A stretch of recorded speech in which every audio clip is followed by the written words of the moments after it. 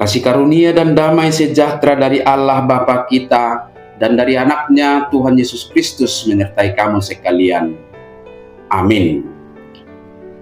Shalom, saudara-saudari, sahabatku yang terkasih di dalam nama Tuhan Yesus. Firman Tuhan yang menyapa kita hari ini, hari Jumat tanggal 20 Maret 2026, tertulis dalam kitab Nabi Nahum pasal 1 ayat 3.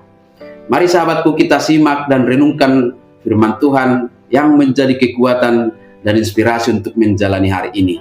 Demikian, Tuhan itu panjang sabar dan besar kuasa, tetapi Ia tidak sekali-kali membebaskan dari hukuman orang yang bersalah. Ia berjalan dalam puting beliung dan badai, dan awan adalah debu kakinya. Lebat do Jehovah tarimas alai nagogo situtu, sai naluluhonon nado. Jehovah mardongan haba-haba do tali susung perhitianna, jala ombud do orbuk nipatna. Demikian firman Tuhan. Saudara-saudari sahabatku semua di dalam nama Tuhan Yesus, pada masa Nabi Nahum, bangsa Asyur, khususnya kota Ninive dikenal sangat kejam, karena mereka sewenang-wenang menindas banyak bangsa, termasuk umat Israel. Selama bertahun-tahun mereka tampak seolah-olah tidak tersentuh hukuman dan merasa nyaman dalam kekejaman mereka, karena tidak ada kekuatan yang bisa melawan mereka.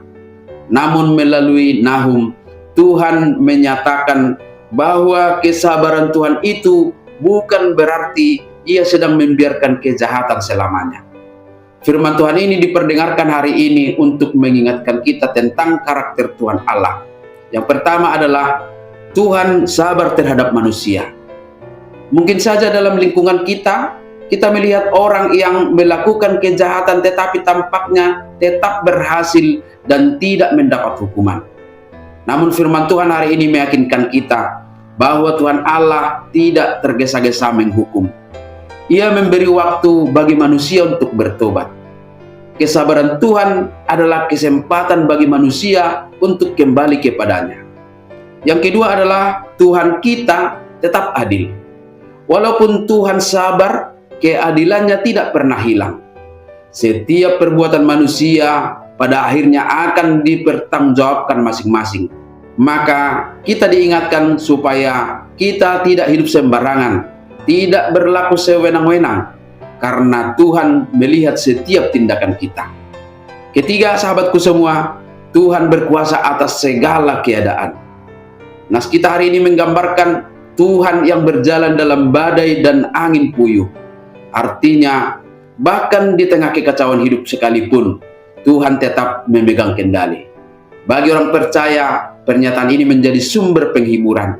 Ketika dunia tampak tidak adil, Tuhan tetap memerintah dan berkuasa atasnya. Untuk itu sahabatku semua, jangan menafsirkan kesabaran Tuhan sebagai izin untuk hidup terus di dalam dosa. Sebaliknya, gunakanlah kesempatan yang Tuhan berikan itu untuk memperbaiki hidup. Hidup benar dan percaya bahwa Tuhan akan menegakkan keadilan pada waktunya. Tuhan mungkin tidak bertindak cepat sebagaimana yang kita harapkan, tetapi Ia tidak pernah gagal bertindak pada waktunya. Kesabaran Tuhan memberi kita waktu atau kesempatan untuk bertobat, tetapi keadilannya memastikan bahwa kebenaran pada akhirnya akan menang. Amin. Selamat beraktivitas, Tuhan memberkati.